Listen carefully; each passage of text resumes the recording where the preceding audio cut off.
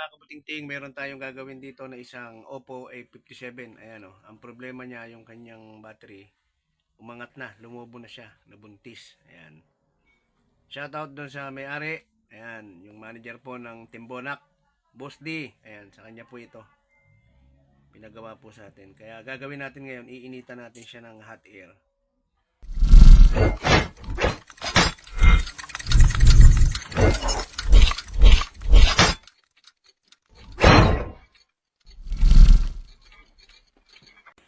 So, para madali natin siyang tanggalin. Initan natin mga kabutingting yung mga hindi angat. Ayan, konti na lang to eh. Ayan, dito. Para madali lang natin siyang tanggalin. Okay. Gagamitan natin siya ng to. Ayan o. Parang card. Ayan. Pagka kasi nainitan, madali siyang tanggalin. Ayan. Bali ang naging problema lang nito, yung kanyang battery. Lumobo. Ayan.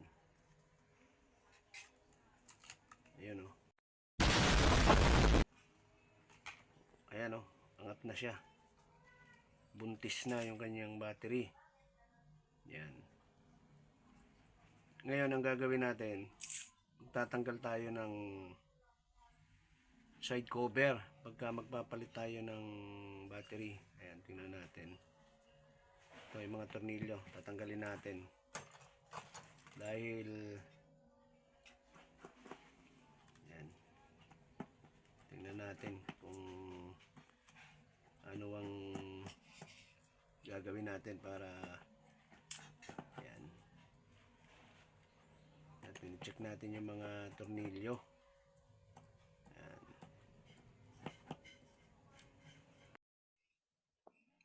Ayan, kapag magpapalit kayo ng battery or LCD, kailangan iangat nyo to, yung sa camera. Ayan. Kasi meron siyang tornilyo dito sa loob. Hindi nyo maiaangat yung side cover kapag hindi nyo siya tinanggal. Ayan o.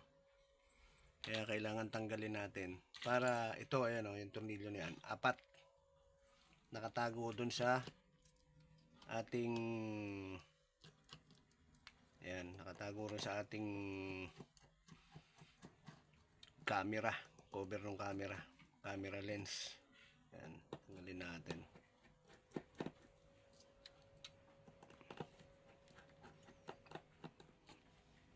Ngayon dito naman tayo sa ilalim dahil tatanggalin natin yung mga tornilyo na yan dahil iaangat natin tong side cover natin. Hindi natin kasi maiangat yung board kasama dito sa kanyang side cover, yung cover ng board natin eh. Ay andito yung flex ng battery natin. Kaya obligadong tanggalin natin lahat ng mga tornilyo na to para maiangat natin yung side cover.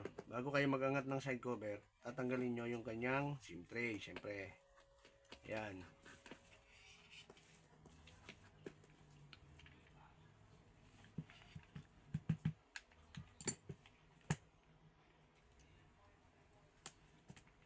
Yun, tabi lang natin. Ngayon, tanggalin natin yung kanyang SIM tray. Dito.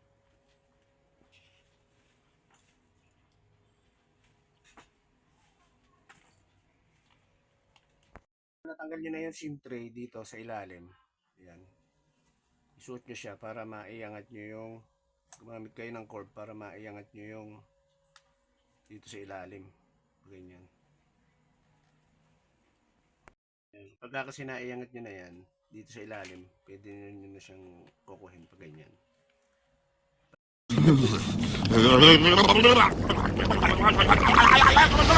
What did you say, nigga? Paikot. Ayan o.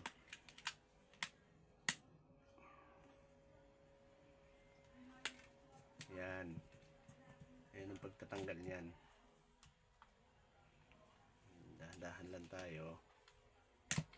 Ayan. Yun. Ngayon, ito yung sa flex ng ating fingerprint. Ayan, kasama yan eh dito. Ayan o.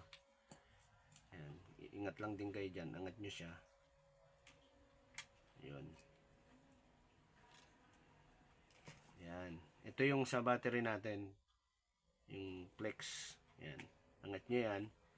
Tatanggalin kasi natin yung battery. Ayan. Ayan. Angat nyo to. Ayan. Saka dito sa gilid. May plastic yan eh. Ayan. Para mahila natin yung battery. Ayan. Papalit tayo ng battery. Hilahin nyo lang na pa ganyan. No? Yun. Ayan. Tanggal na natin. Ayan yung battery nya. Oh. Kita nyo. Lumubo na. Nagkahangin na yung loob. Ayan. Kahangin na. Ngayon ang papalit natin. 2 hours later. Ayan mga kabuting-ting, ito yung ipapalit natin. Oh. Ito yung luma. Ayan o, lobo. Ito yung bago. Ayan. Kailangan parehas siya, same. Same ng model. Ayan. Ito nyo. Ayan o. Taba na ito isa. Ayan. Ngayon, i-testing natin.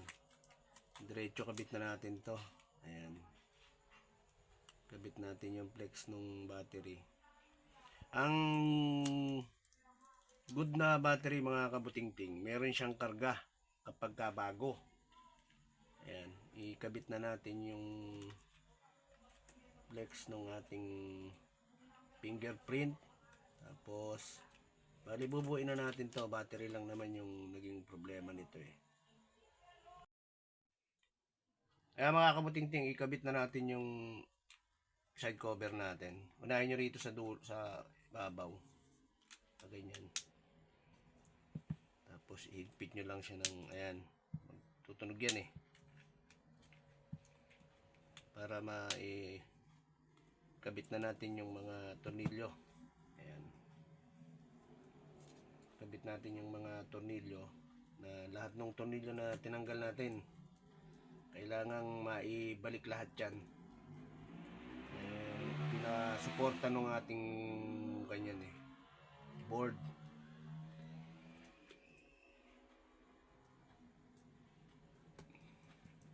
Ayan.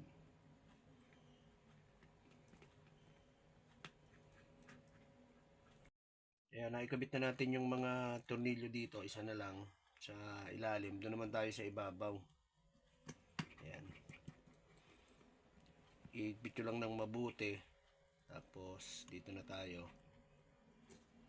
Bali, ikakabit muna natin to. Saka yung cover nung ating camera lens, lalagay natin. Ayan. Kabit lang natin lahat ng mga tornilyo ulit na tinanggal natin. Ayan.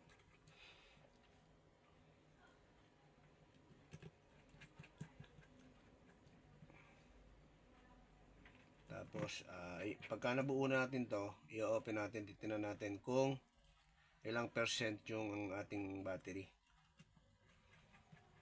Nalaman natin. Ayan, konti na lang. Dalawa na lang yung tornilyo ikakabit natin. Ayan, check lang natin. Ayun, meron dito isa sa camera. Ayan. Okay. Sunod natin ito. Ayan. Ayan mga kabuting-ting, isunod natin to. Ganyan. Ayan. Kailangan saktong-sakto yan. May lock naman yan eh. Ayan o. Ayan. Tapos ito, ang gagawin natin dito, lalagyan natin siya ng double adhesive paikot.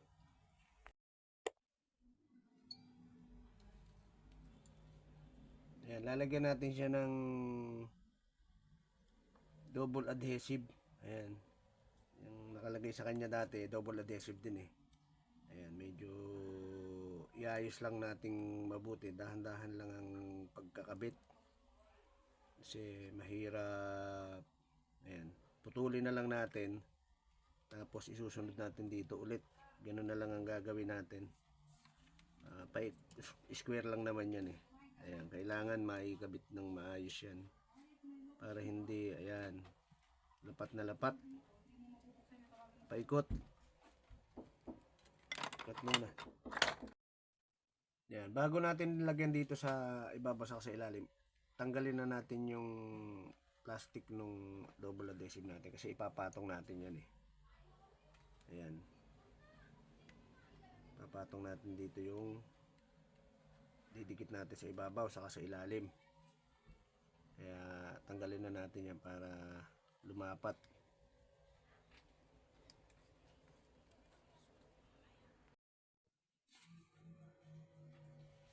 Yan, dito naman tayo sa ibabaw.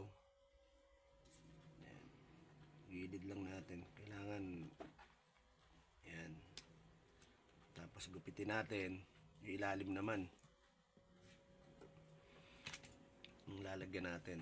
Yan. Medyo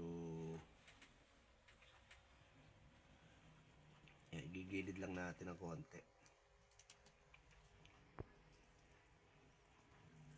Yan, okay na. Wala kaming pakialam! Kailangan malinis to eh. Ayan, malinis dito. Dahil yung ilalapat natin ito, pag ganyan. Unahin nyo rito sa ibabaw. Para ang magpapantay niyan yun dito sa kanto ng camera. Pag ganyan, no? Ayan. Tapos, pababa. Ayan, pag ganyan. Para magpantay siya. Ayan. Tulak nyo lang siya ng pag ganyan. Ayan. Para mapantay natin. Ayan, o. Kasi may kuha naman siya. Meron naman siyang kanto eh. Ayan. Double check lang natin. Ayan. Dapat lang nating mabuti. Ayan.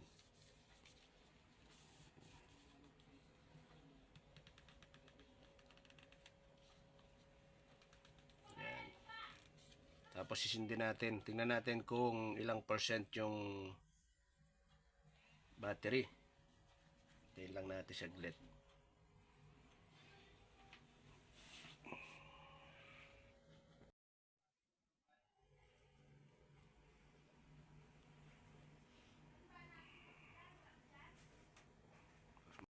Tingnan natin para malaman natin kung ilang percent yung battery. Ayan, i-charge natin siya para malaman natin. Yung good battery 50% pataas eh.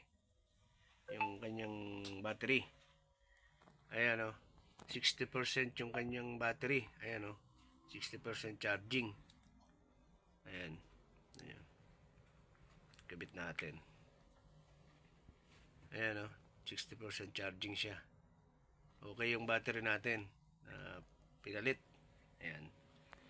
Tapos pag bago yung battery, kailangan full charge nyo yan bago nyo gamitin. Ayan. Okay na. Magagamit na nung may-ari.